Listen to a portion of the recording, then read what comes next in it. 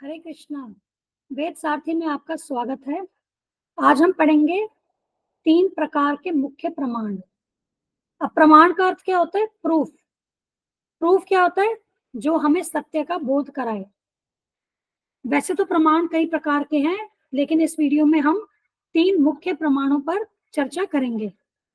पहला जो प्रमाण है वो है प्रत्यक्ष प्रमाण, जो कि प्रत्यक्ष इंद्रिय बोध के द्वारा लिया जाता है।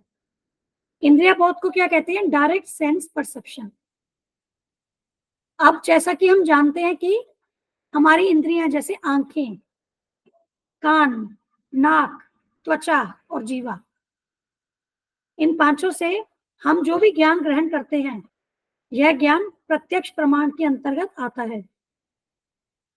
अब समझने की बात यह है कि हमारी इंद्रियां जो है वो सीमित हैं, इसलिए जो भी ज्ञान हम प्रत्यक्ष के माध्यम से प्राप्त करते हैं वह पूर्ण नहीं है, वह परफेक्ट नहीं है।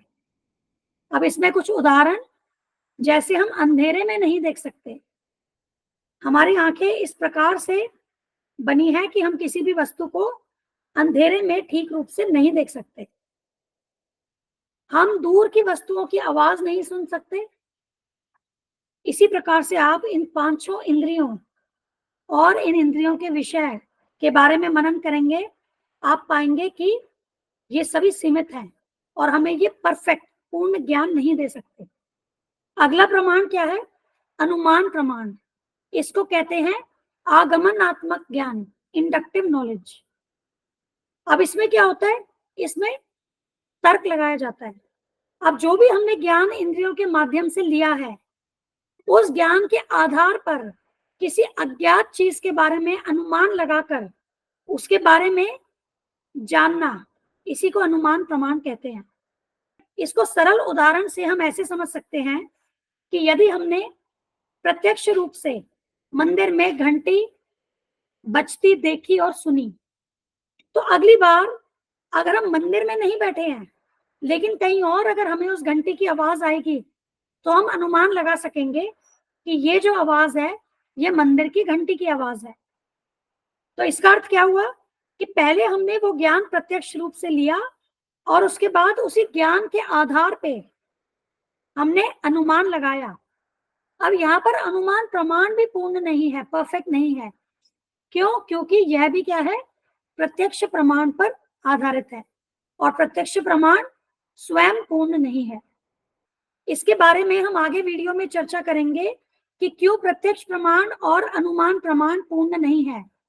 जब जीवात्मा बद्ध अवस्था में इस भौतिक जगत में जन्म लेती है, तो यहाँ पर 4 प्रकार के दोषों से ग्रसित हो जाती है और उन्हीं 4 प्रकार के दोषों से ग्रसित होने के कारण जो भी ज्ञान प्रत्यक्ष रूप से या अनुमान के द्वारा जीव ग्रहण करता है, वह ज्ञान अपूर्ण है।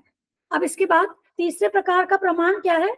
शब्द प्रमाण, जिसको कहते हैं अपौरुषेय या श्रुति शास्त्र, निगमनात्मक ज्ञान, इंग्लिश में कहते हैं डिडक्टिव नॉलेज।